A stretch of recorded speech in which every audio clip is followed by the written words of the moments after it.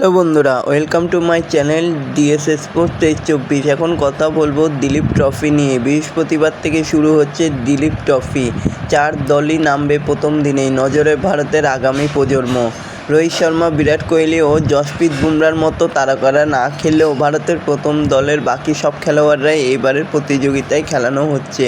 তাই 4 দলের দিকেই নজর থাকবে। তো বন্ধুরা, এরকমই সব খেলার খবর জানতে হলে আমার চ্যানেলটিকে অতি শীঘ্রই লাইক, কমেন্ট, সাবস্ক্রাইব করতে ভুলো না ও বন্ধুদের মধ্যে প্রচুর পরিমাণে শেয়ার করে দাও, যাতে আমার 4000 ঘন্টা ওয়াচ টাইম খুব শীঘ্রই পূর্ণ হয়ে যায়। তো বন্ধুরা, শুরু হতে চলেছে দিলীপ ট্রফি, যেখানে চোখ থাকবে আগামী প্রজন্মের দিকে। কে কত ভালো খেলছে তার উপরে ভিত্তি করে তাদেরকে আগামী দিনে নামানো হবে। তো তোমরাও এরকমই খেলার খবর জানতে হলে আমার চ্যানেলটিকে অতি শীঘ্রই লাইক, কমেন্ট, সাবস্ক্রাইব করতে ভুলো না। তো বন্ধুরা, ঘরোয়া ক্রিকেটে লাল বলের মরশুমে শুরু হয়েছে এই প্রতিযোগিতা দিয়েই। সামনেই বাংলাদেশ টেস্ট, সেই সিরিজের দল বেছে নেওয়া হবে। তার আগেই দিলীপ ট্রফি রয়েছে, সেখানে ভারতের প্রথম দলের অনেকেই খেলবেন। উল্লেখযোগ্য নাম শ্রেয়স আয়ার, শুভমন গিল ও লোকেশ রাহুল।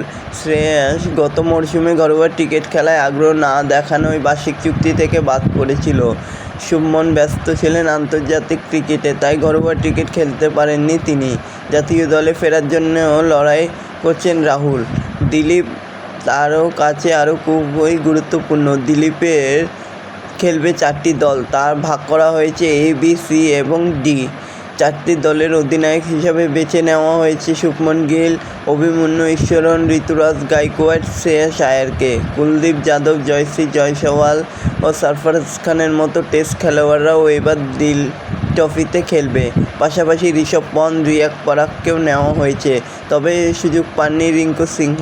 বৃহস্পতিবার থেকে অন্ধ্রপ্রদেশে অনন্তপুর ও বেঙ্গালুরু চিন্নাস্বামী স্টেডিয়ামেতে দিলীপ ট্রফি শুরু হবে।